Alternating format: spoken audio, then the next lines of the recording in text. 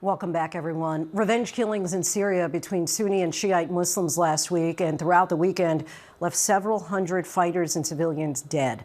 A reminder to the world of just how tenuous the situation is. It remains since the fall of President Bashar al-Assad. He and his father held an iron grip on the country for more than 5 decades.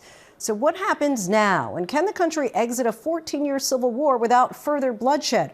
Our chief international correspondent James Longman visited Syria after Assad fled in December and has new reporting tonight. When Syrian President Bashar al-Assad was swept from power in lightning speed in December, it was almost as though there was no time for bloodshed. Now the violence that so many feared seems to have caught up with history. Groups loyal to the former president launched an attack on the interim government forces, triggering sectarian revenge attacks, spiraling bloodshed, leaving hundreds dead, many of them civilians. At the center of all this, the Alawites, the Shia Muslim sect the Assad family was part of. Many did not benefit from his rule, but they are widely perceived to have gained with Assad in power. The sense of injustice and the potential for violent retribution by Sunni Muslims and other groups is very real. For 13 years of the Syrian crisis, the longest running defining motto of the Syrian regime and its military and security apparatus was Assad or we burn the country. And of course, I think unquestionably they also expected that the international community would see these acts and panic, likely also potentially turn against the interim government, start asking questions about its legitimacy. And in that same equation, that instills more chaos and more uncertainty and potentially much more instability in Syria, which is again exactly what they hoped to create. And whilst the interim government in Damascus has managed to keep a lid on that boiling pot for much of the past 3 months, it has only taken small triggers to see that pot removed and really horrific violence return. Secretary of State Marco Rubio condemning what he calls radical Islamist terrorists, including foreign jihadis, that murdered people in western Syria, saying authorities must hold those responsible accountable.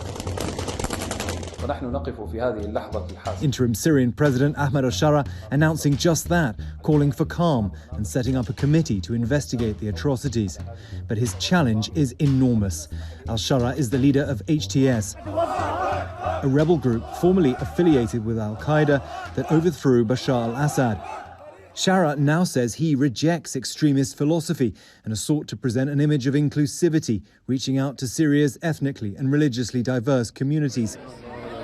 But the reality after 14 years of civil war is that violent jihadist groups and allies of the former president are organizing and sowing chaos. There's also very clear evidence that Iran appears to have played some role in the planning and the logistics and the support to some of these cells on the coast. So there are external dynamics at play, but principally this is about Syrians. Some portion of the country suddenly finding their status far lower down the rung of the ladder than existed under Assad, and they want to see that changed. We were in Syria days after Assad fled the country, leaving behind remnants of his old life as the most powerful man in Syria. This is quite striking. We're in a personal family home of the Assads.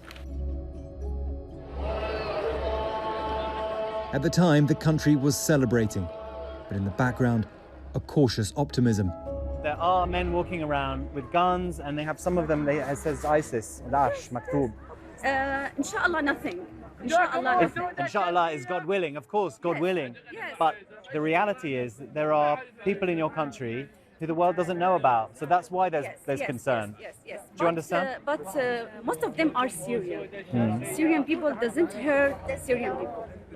That sentiment now being thoroughly tested. The new government is struggling to make sense of institutions hollowed out by decades of corruption, an economy battered by inflation and sanctions, and a war-weary population who've lost so much. Syria has long prided itself on its kaleidoscope of ancient ethnic and religious minorities. Assad stayed in power, in part, by threatening that without him, they would all suffer. His allies and the jihadists the new government still cannot control are now turning that threat into a bloody reality.